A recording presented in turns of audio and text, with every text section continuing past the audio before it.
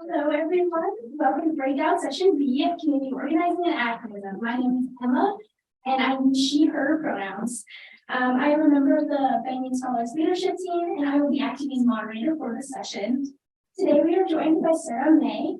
Sarah May is a biracial Salvadoreña artist, weaver, storyteller, community organizer based out of Salt Lake City, Utah. She graduated from the University of Utah with her BFA in photography and digital imaging and her MA in community leadership with an emphasis in art and culture from Westminster College. She has designated spaces of healing, connection, and empowerment for BIPOC communities in Salt Lake City, utilizing art, knowledge, and wisdom from her cultural background and heritage. She was a facilitator and coordinator for two groups for women, femmes, non-binary people of color at the YWCA Utah, the Color Collective and Intersectional Community Group, and the World Words Reading Group and Writing Series. Sarah creates work through cyanotype photography, writing, weaving, retablo ofrendas, and more recently tapestry to reflect her journey of identity as being cyclical and evolving, and connected to her ancestry as a healing ritual and ceremony. Sarah has completed 4 artistic residencies both internationally and within the United States, with her most recent residency with the Center for Photography at Woodstock in upstate New York. Sarah will invite you to engage with some reflection questions at the end of the presentation. You are welcome to use pens or paper on the tables for responses or any notes. And now I'll turn the time over to Sarah. Thank you for that beautiful introduction, and hello everybody. My name is Sarah May. My pronouns are she, her, hers, and I still use Aya. And today I'm just going to be sharing a little bit of my journey with you, not only as an artist, but as a community advocacy, and oh my gosh, already getting tongue-tied. So I guess we'll just get right into this. First, I just wanted to open this with a word of acknowledgement that we are in the space today and on Indigenous land, and this on the land colonially known as Utah. These peoples are the Ute, Goshute, Paiute, Eastern Shoshone, Navajo, and Dene peoples. I want to take this moment to honor and pay respects to these people and communities, acknowledging the displacements of the past, healing in the present, and growth of the future. And these are some of the objectives I'm hoping we'll get through today. The first part of the session is going to be lecture. Where I'll be sharing my experiences and stories with you all and examples of the work I have done. And these will be examples of how art and creative expression can create avenues for community change and social justice. And the last part, the reflection questions, are how you to synthesize and utilize your interests, passions, and skills to create your own version of community activism in the spaces you occupy. And a little bit about me was mentioned in the intro that I have a BFA in photography and digital imaging from the University of Utah. And I graduated 10 years ago next year, which is a little wild. It's coming full circle. And I also have a Master of Arts in Community Leadership from Westminster College, also known as an MACL program. And I also want to give a highlight to my parents that schooling would not have been possible without them, and without the sacrifices of my mother, who was an immigrant from El Salvador. And she and my dad made, education was a big priority. Similar to Flora, I didn't know if I was going to go to college because I didn't see it being a possibility for me and my background, but that was something my parents really ingrained in me. And I ended up being the first person in my family to get a master's degree. And so this is a little bit about my work. This is my cyanotype work. This is the work that I started here at the University of Utah and did in artist residencies. This is some of these pieces I did when I was living in Iceland for my first artist residency. And this is my retablo ofrenda work. So these are like little altar boxes that are about exploring my identity it started with my identity as a Latina, and then went into my identity, my Indigenous identity that was cut off from me due to colonialism and lots of other factors beyond outside my control. And most recently, this is my weaving work. I started weaving as a way to connect to my Indigenous heritage, and yeah, so I do these freestyle weaves. I also do circular mandala weaves, and also include my weaving in my tableau work. And I started doing these Santa type tapestries. So it's like printing with the sun, but you can print on fabric. So I did these in 2021 for my the Thesis de mi Alma, Roots of My Soul exhibition I did with the Bountiful Davis Art Center. And most recently, I started creating these tapestries that are like the tableau, they're like fabric and tableaus, where it's like storytelling tapestries that with like patchwork Santa type pieces. And so yeah, this is what I started experimenting, and I'm excited next year to keep playing around with these. And this is so what I'm going to be highlighting for you all today, because it ties into my work as an artist and the community advocacy work that I do today. So this is my thesis work. So I'll just be giving a few highlights and from that, and also tying into YWCA.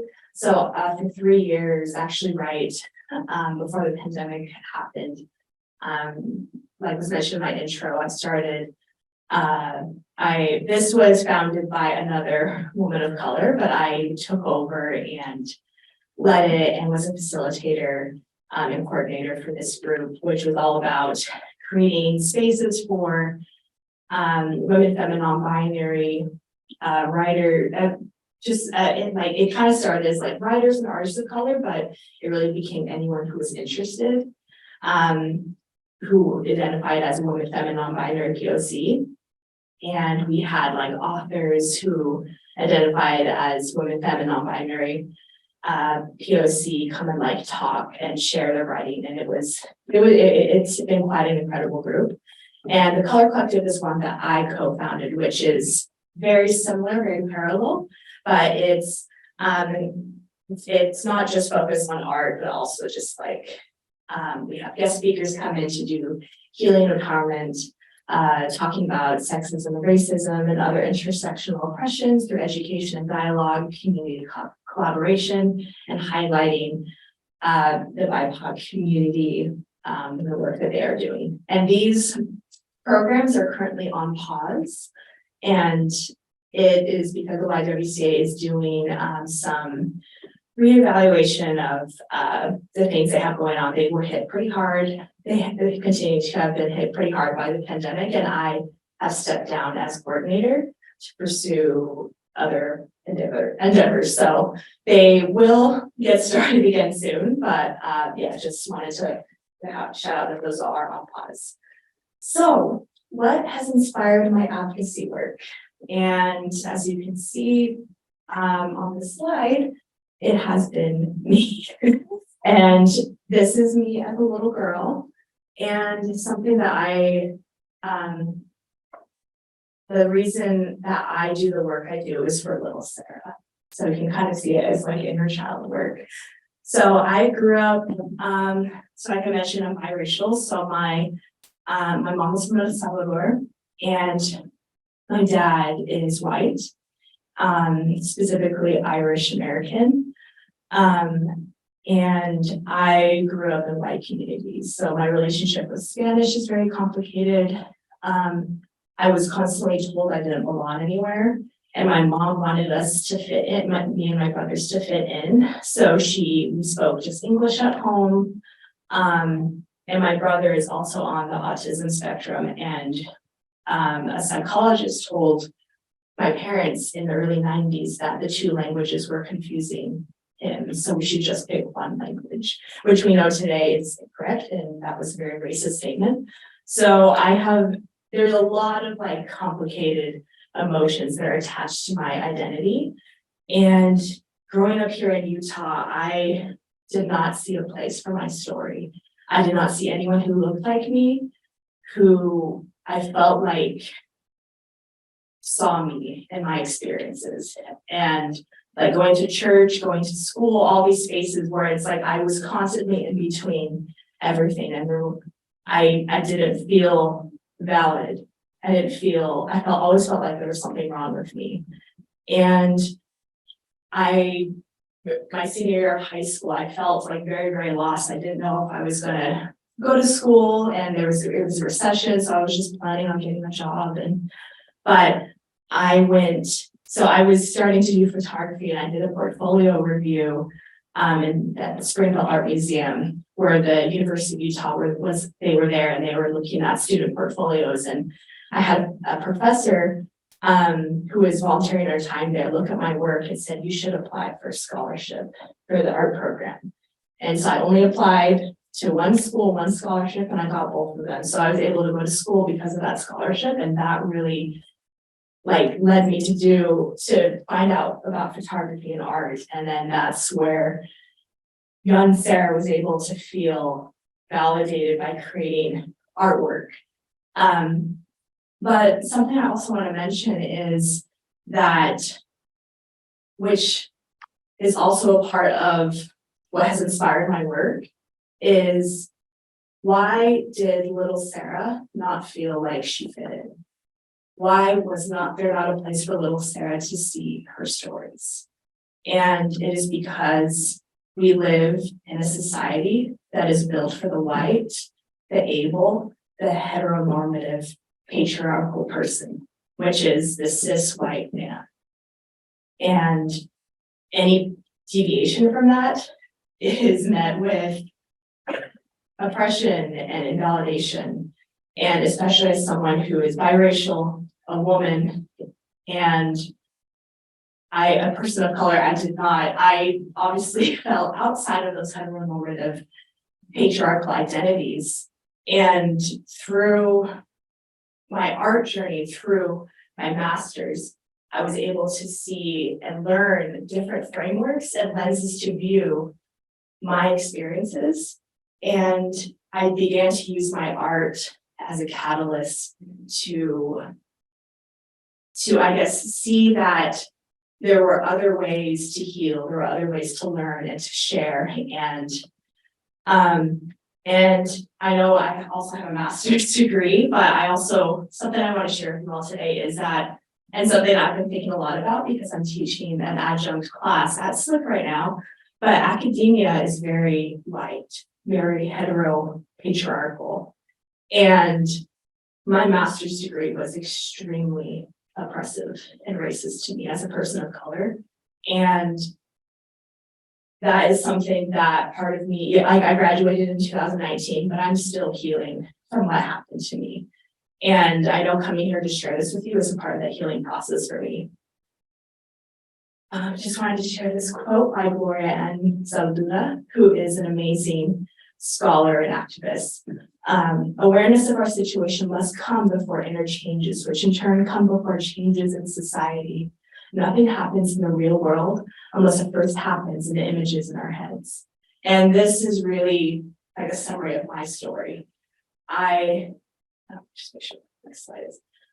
So stay here for a bit. So like I mentioned, I had an extremely oppressive graduate experience. I actually shared this during my partner shared during the previous workshop before.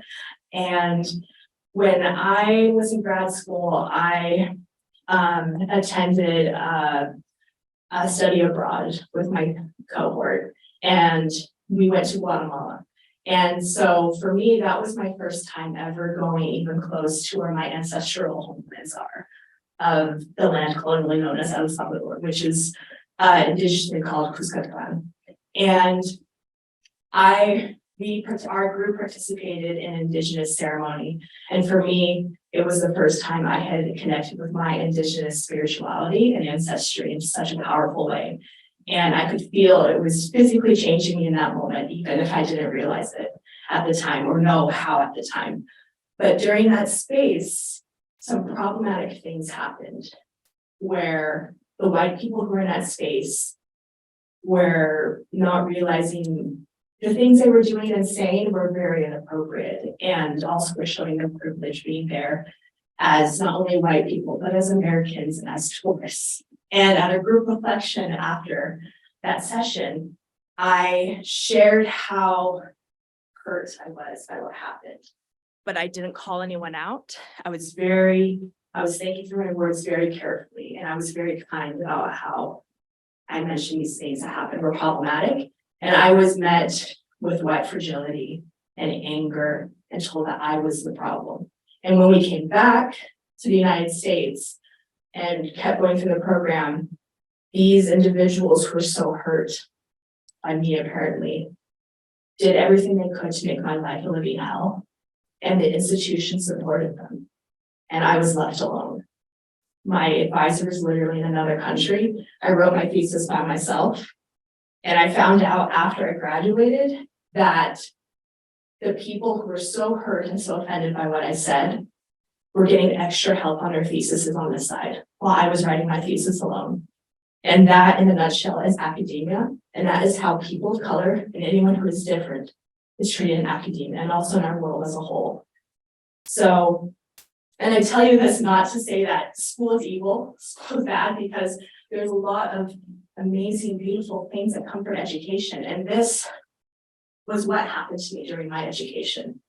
I became more aware of my situation as a person of color and seeing how it wasn't just one thing or one person in society. Our society as a whole is broken, is sick.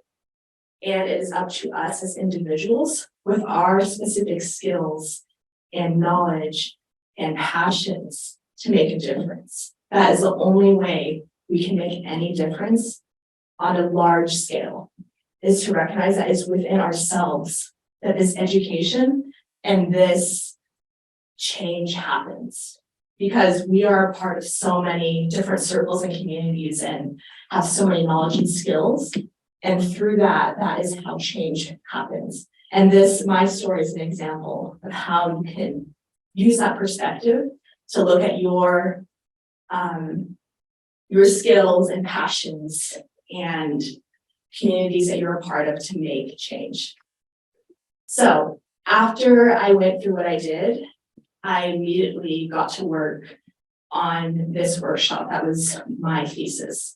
And my thesis question that I was exploring was how the arts and creative expression can create spaces of healing, empowerment, and connection for women and femmes of color. And I concentrated on that group specifically because I am a member of that group. So I actually went to the YWCA of Portland, Oregon to do this workshop. And just wanted to show you, these are slides from my thesis presentation of just some of the workshops that I did. So all my workshops use, like Flora mentioned in her previous presentation, were community-based, asset-based. So I was using assets from our community, our indigenous, our communities of color to create activities for us to explore. So this is one we, I call it the tree lift activity. I wish we had more time because I would love to do this with you all, but I think this is a really great way to connect with who you are, where you come from, and what your hopes, dreams, and things that you're trying to unlearn or learn. So if you want to refer, I can send my slides. So if you want to refer to and look at any of these activities on your own, I invite you to do so. So this first workshop also connected with my cosmovision or cosmovision in general, which all indigenous communities have some version of across the world. I included my cyanotype work by talking about mandalas, which are a meditative ceremonial ritual figure and process that are done in Hinduism and Buddhism, and also different indigenous cultures and communities have across some version of across the world. We also did story circles, which was building off of oral history and ceremony where we sat in a circle and we took turns to share a story and listen.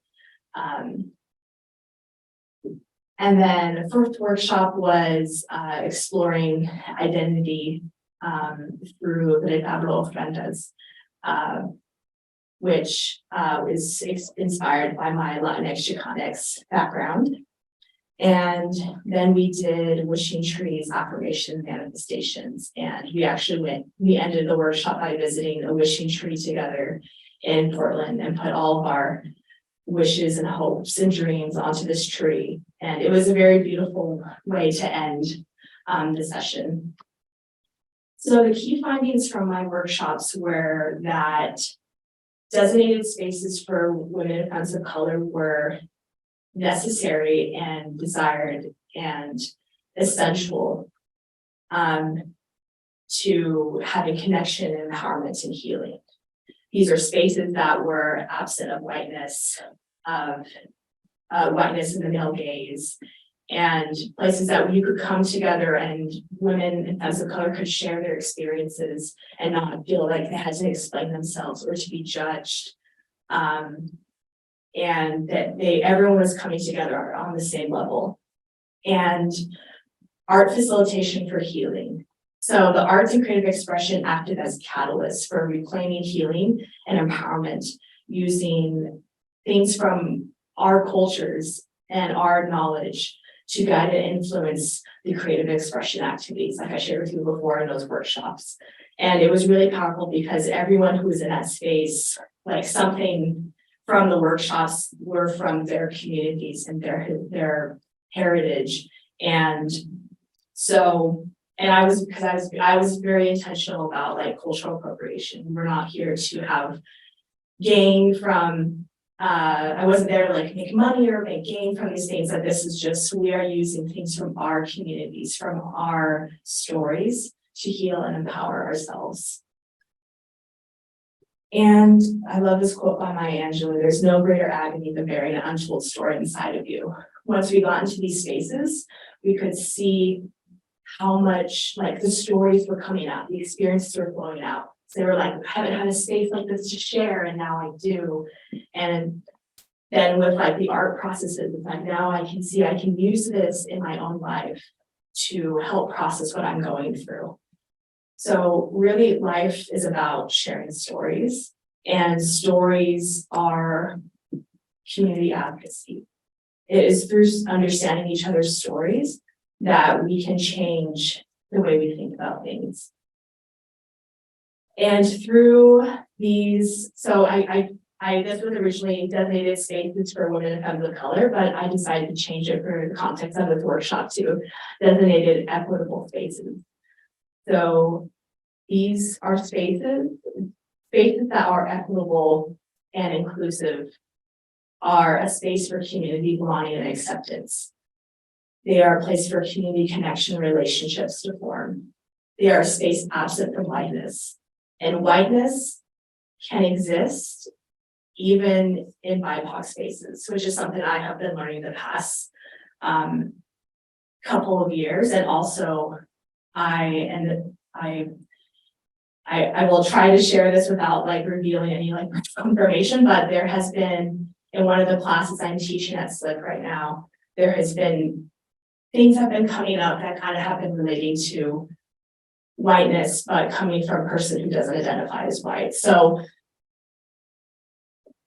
it's been challenging to see that whiteness and white supremacy exists not in our BIPOC communities, because we have been conditioned our whole lives to that whiteness is the ideal. That we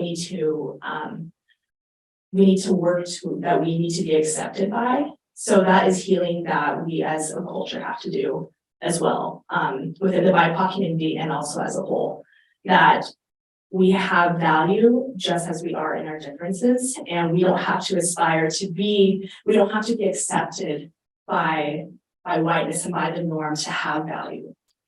And that kind of goes back, to the duality and race identity, and that a sacred and ceremonial space and developing vulnerability through that designated space is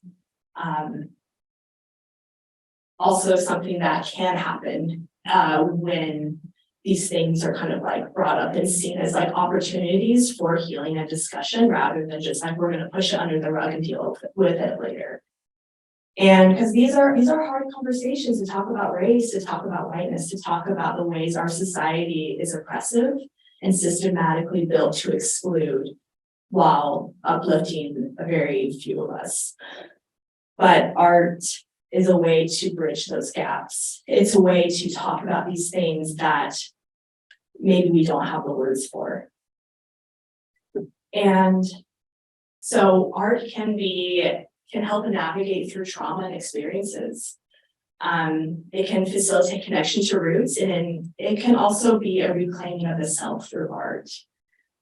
And so for me, being an artist and being a community advocate and organizer, this has been my specific skill set. I recognize this is something not everyone can do, but with someone with my experiences and my passions and my expertise, this is something I can talk about for hours. How I have seen so many beautiful things come out of these art activities, like the tree life activity in particular. For me, like I can talk about how much I love my roots and how I'm trying to grow those roots deeper of the tree that is my life. But there were some people that said, I don't know my roots, so my roots are broken. Or there were some people that would share my roots are ones that I'm not proud of. And what do I do with that? So that we were able to have conversations through what people had drawn. And another thing that I am very passionate about is how art has also been seen as something you have to go to school for. You have to have like a knowledge for. You have to like, oh, I'm not good at art. My stuff doesn't look like this. We've been conditioned in our Western society that art is something that you put on a museum, that someone like Andy Warhol or Van Gogh, who we've given value to, can create something that sells for millions of dollars, and it sits in a museum between glass and security footage. And but art, a part of every Indigenous community on Earth, art has been is something that just exists, and it's just a way for people to express themselves. And so this is a part of like decolonizing, is to see that art is something that is accessible to everybody. And it's not something that you have to go to school for, that you have to have the specific like expensive markers or paints to do, or the nice paper. Like obviously that stuff is wonderful, but art is something that anyone can do and anyone can access.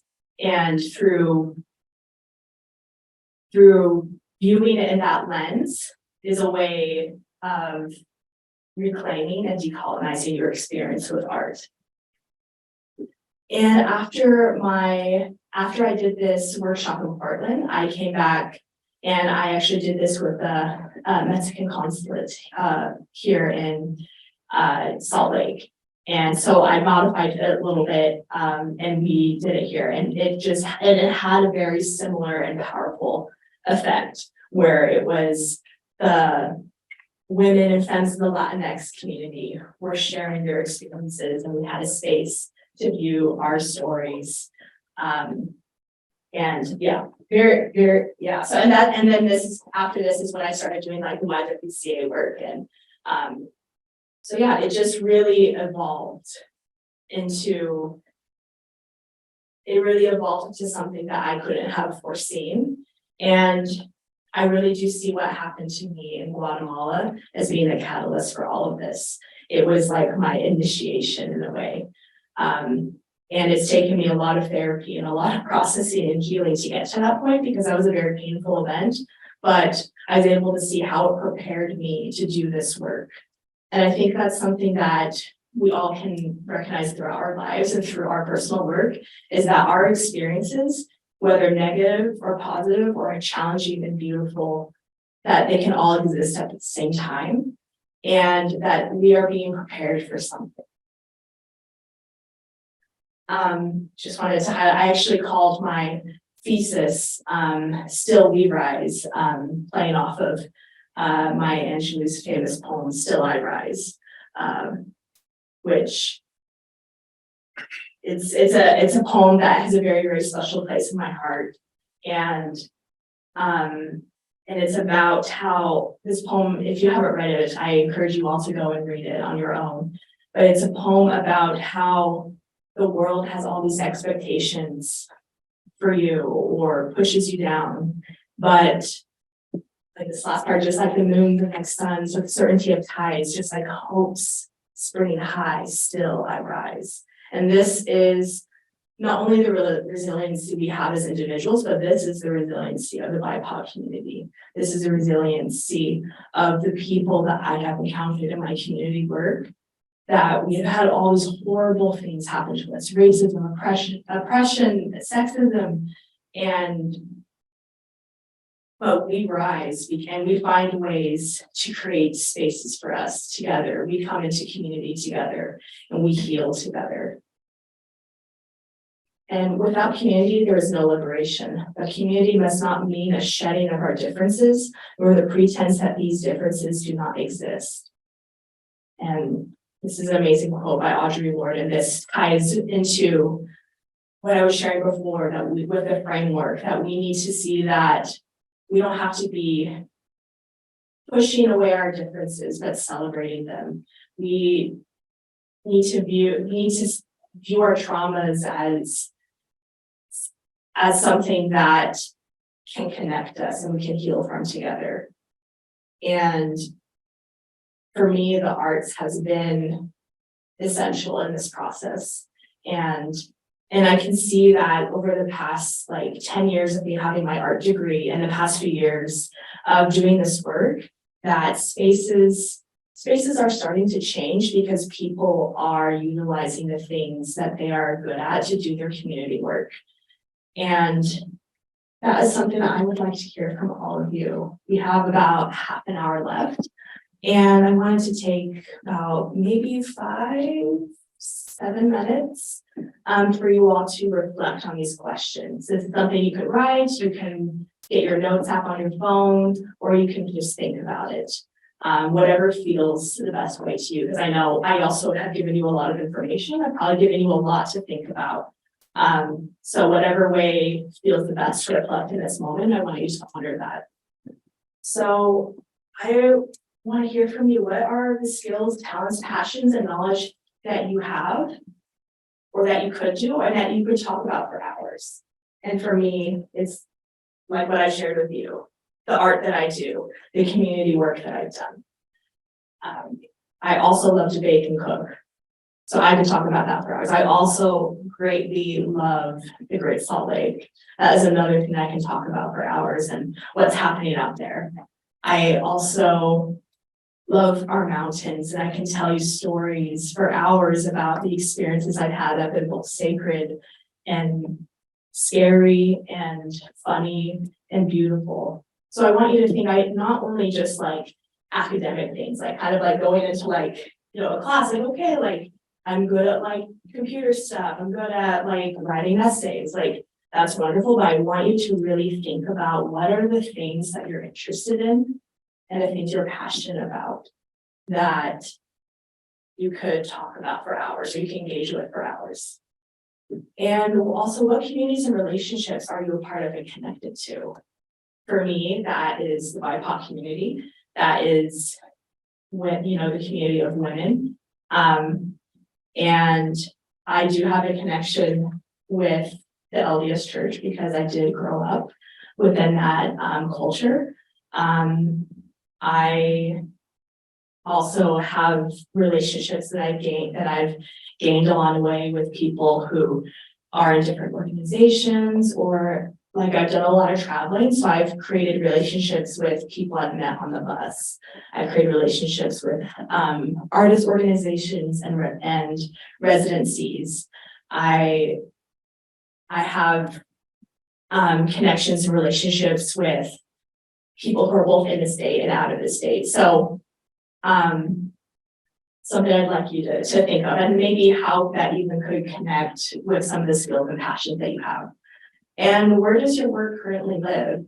And does that currently feel like where your home is? There was a time in my life where I can't remember if I mentioned this, I was actually working here at the law school in 2017. I was let go right before I started grad school. And for me, I saw that as like the law, it's wonderful to be back at the law school and kind of see like those experiences come full circle. But I could see that this was not at the time when I was here. It was a great opportunity at the time, but that this wasn't where I was supposed to be. And maybe you're in a place like that right now, and maybe you're like, no, this is where I'm at, it's my home. And so yeah, just kind of check in with yourself regarding that. And also, what did decolonizing work look like to you? What alternative paradigms are you connected to and or could be connected to? And I know decolonizing is a very loaded word, and it can kind of seem like it's this giant metaphor. But decolonizing can be something as simple as, like, I'm not going to use words like spirit, animal, or powwow, which are appropriative of Native culture. Or I'm going to think twice before I ask that person who looks different than me if they're from Utah or where they come from.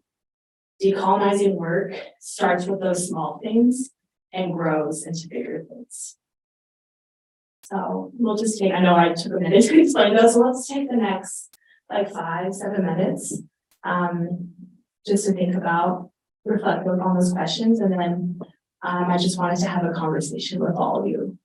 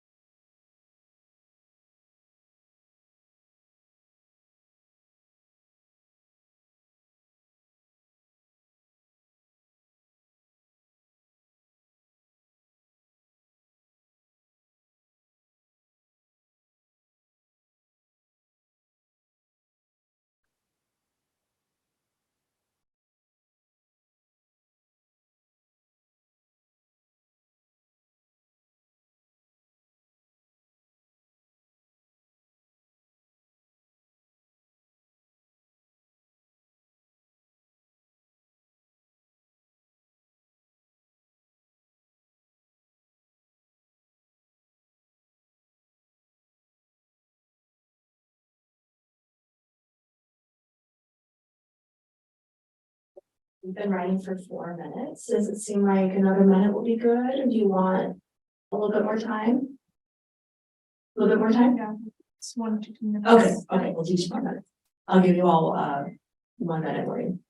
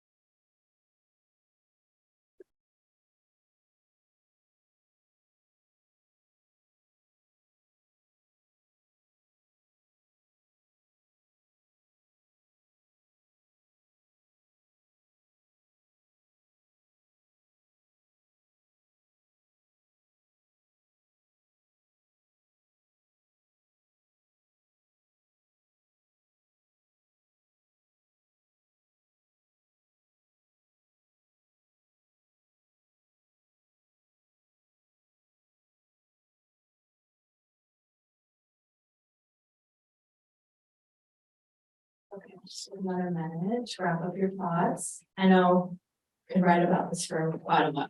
Just take another minute to wrap up here. We'll start our conversation.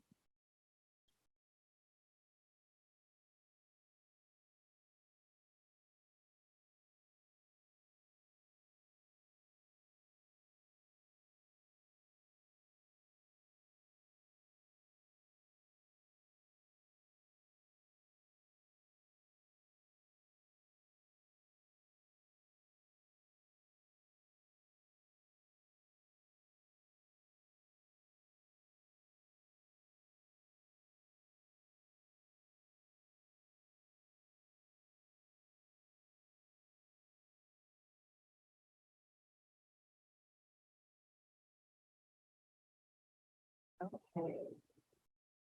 So I'd like to hear from you all.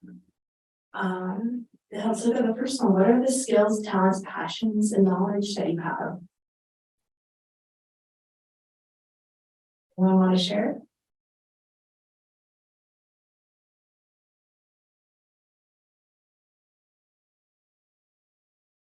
Start here. We did it at the same time, but like law is really, I want to be a lawyer, as well as like feminism, intersectional feminism, and then I'm like gender equality, and I really love the mountains, like mountains and nature and stuff like that. Yeah, that's great. See, those are like law and all that like policy stuff is stuff that like freaks me out. So it's like that's something, we can balance each other out if we're working on something, So, okay, and over here there's a hand. Yeah, I was gonna say like the thing that really drives me is like community is healing, and like because I am like public health, but for me that really means like justice work and collaboration, because that to me is health and like wellness and community building.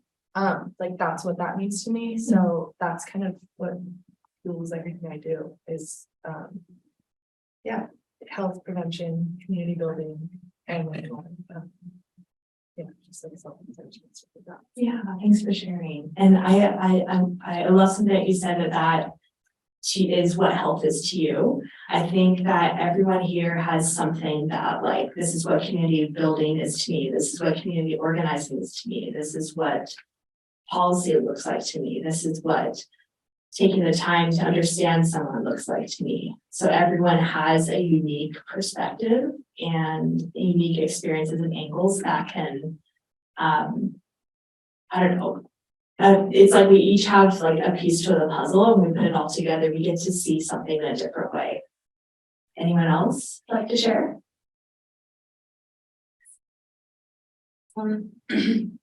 Skills in relationship building. I can have very long conversation, really engage in community, or my parents and community members, caregivers around like parent supports, parent engagement, parent involvement, student supports or needs that exist. I can go on for days. And the relationships is really that Spanish speaking community and people in leadership roles, board members, decision makers. Yeah, thank you for sharing. And yeah, just talking with parents is hard. And also talking with like leaders in the community can be challenging as well. So that you can talk about that for hours, to talk to them for hours is huge. Anyone else?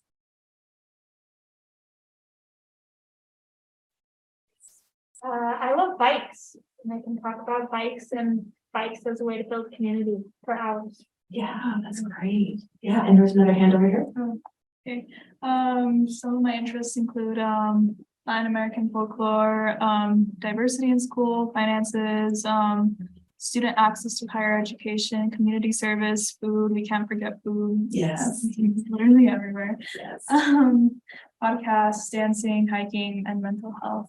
Yeah, I'm already seeing like so many things that people have said in this room that can like connect and overlap. Yeah, it's really beautiful.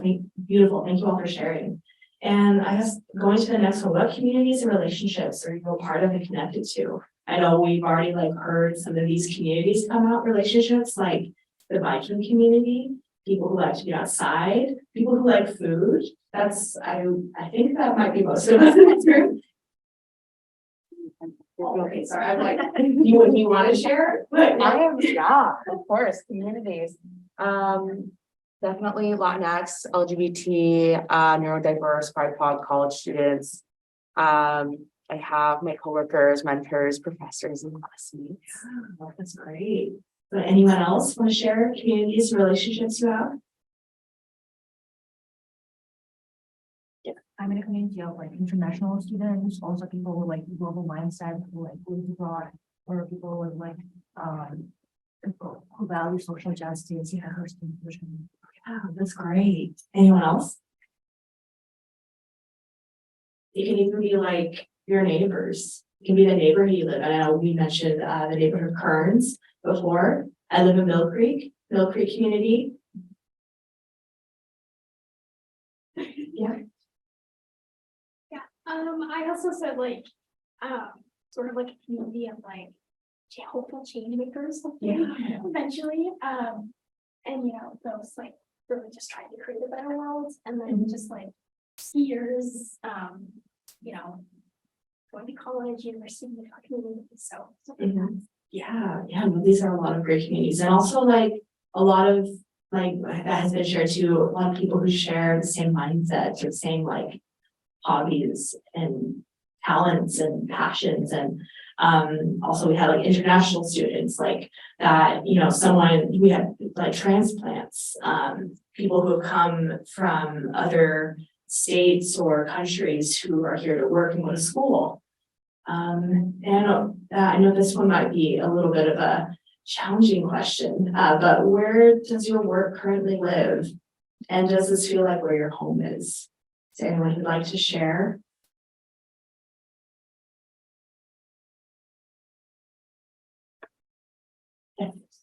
So I kind of had a two-part answer. Because I would consider like university stuff the type of work as well, right? So my actual monetary work, I just work at the campus store. So kind of on campus, but not super, I don't know, homey. I'm next to a Starbucks. But the university work, I think that is more of a home, because at least for me, it's in like talking to people and professors and engaging in certain ideas and just conversations, that sort of gives the like essence of home. Even if it doesn't really matter where I am, but as long as I'm just, engaged, I guess. Yeah, no, that's great. That's a great way to kind of like identify, like, even if the job you have isn't maybe where you want to be long term, but the community and the place that your work lives is something that you want to learn and grow and continue to engage with. Anyone else?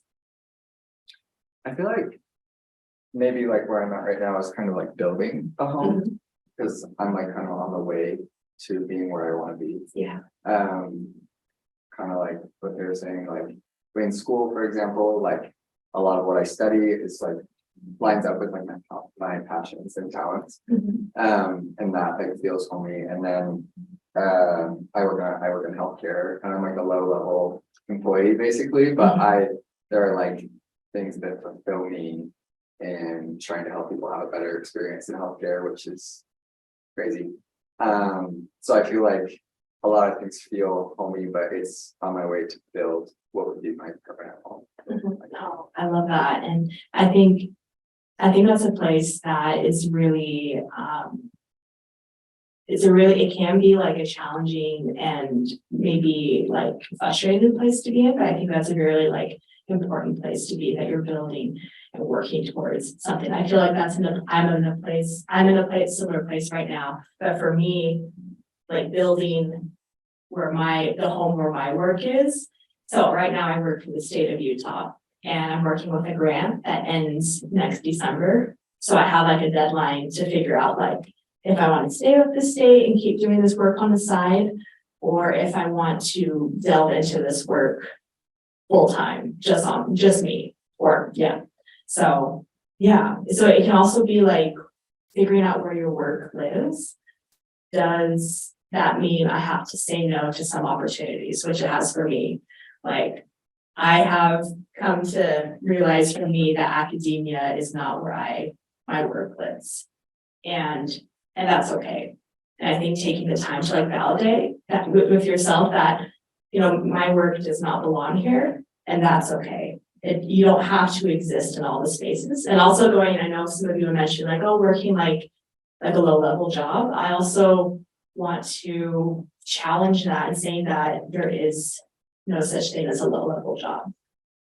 Like any work you do, if that is where you feel passionate and you're able to like engage with the people you want to and help the people you want to, that is important. Like the experience you have like in healthcare with someone who's coming in, you know, maybe they're a CNA, but maybe they're able to help someone who doesn't feel safe in the medical field like myself, who's experienced not some great moments in the medical field. If someone takes the time to like really check in with me, that makes the whole world to me. Or even like having a good experience at the campus store, like just taking the time to like be kind and to really like engage and let everyone know that's coming through your register that you're really happy they're there, and like that if they need any help that you're there for them. Like those are things that go a long way.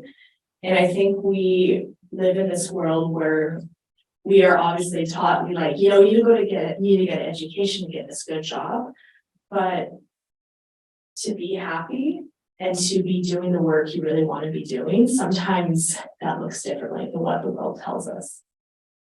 And this last question, I know it's a little bit more loaded, but what does decolonizing work look like to you? And what alternative paradigms are you connected to or could be connected to, or ones that you want to learn more about? And I know it's a very loaded question, but if anyone wants to share or give any thoughts, I'd love to hear. I think economic work has to start within your own like mindset. Yeah. You know, the sense of you have to kind of realize something traditional Western thinking that you've always had. Mhm. Kind of understanding that it's okay to have different ideologies and kind of change the world from what you've always known. When I was thought like I never realized like my concept of like always having to be the best and always wanting to be better than other people wasn't like my way of thinking. The more so what I've always done, what people have always told me. Mhm. And that's kind of the mindset we have. And have ways of thinking that you always have to keep pushing forward, be better than people, be above people. And I realized that's not what I want to do, and that's not for me. So it took time for me to kind of rewire my brain and thinking that that's not what I need to do, but what do I want to do with my ideologies and kind of rewire myself. And that's Yeah, oh, beautiful. Thank you for sharing that. And yeah, and I think something that you brought up in your comment that I wanted to highlight is that our education system, our job system is all like fueled by capitalism. And capitalism is all about like exploiting people to create gain for a very few percentage of people. And community building and community advocacy is about creating equity for all. And also, yeah, like changing, knowing that being kind with yourself also, and that you're shifting your mindset, you're looking at the world in a different way. That's something that takes time. And it's also like a stretching like if there's a muscle you haven't used in a while, that's like, oh, like it kind of hurts a little bit, or like, oh, I'm not used to moving in this way or like thinking in this way, like that we need to be kind with ourselves in that process. Anyone else? One thing that decolonization feels is for me, is that the work that I'm most passionate about, like community building and just kind of all that kind of stuff as it relates to health, is, at least for me, like trusting the most in like the voices and thoughts and ideas of women of color and Indigenous women, because they've been doing it for the long, they know what they're talking about, and basically just trusting those voices the most, like deeply. Those are the people that I trust who, kind of like guide what that could look like, and kind of this like radical imagination of different systems and really following those voices. And I don't know if that makes sense. Like, yeah, just kind of like that deep trust in voices that have been not trusted and not highlighted. Yeah, no, I thank you for sharing that. I completely agree. And yeah, it's like there's and also something that your comment made me think of is like recognizing who are the experts in these fields that we want more information on. And I think that's something that Flor, I'm going to highlight you for, that in your presentation, you showed that even if you don't have the education that people have said, like you need to have all these things to be the person who's an expert, you have shown through your experience and your background that you are an expert, and people can refer to you for guidance and knowledge. And also, like, something else I want to highlight, like what I've chosen to wear today. You see, I have these pants that have holes in them. So I'll share this quick experience. When I was in grad school, I was taking a finance class for my degree. I wore pants that had holes in them to do my presentation. At the end of the class, I had the teacher push me into the corner of the room in front of the whole class and tell me how I was unprofessional in my clothing choice for that presentation. And she made an example of me in front of the whole class. This is in a liberal arts college, Westminster College, and I will call them out because I hope that professor is not there anymore, because that was a super shitty thing that she did to me. And I know part of it was also connected to racism, that I was not professional enough because of what I was wearing. So I was very conscious before I was wearing here today. I'm here speaking at a conference and I'm going to wear holes in my pants because I want to. And professionalism is rooted in whiteness, and usually what white men are wearing. Who gives a fuck about but I say sorry, but I am just like, we're here to change things and see that these systems we've been a part of they're not what we need anymore. We are ready for something more. And I can see every single person in this room has something to add to this world of value, and to create change and to make a difference on a larger scale. But it starts within your circles and with your passions and your knowledge right here, right now. So that is probably all the time I have, right? But if you all have any questions, here is my info. If you want to reach out to me and have any questions, I'd love to hear from you all. And yeah, it's been a great honor to be here with you all today, and thank you so much for your time.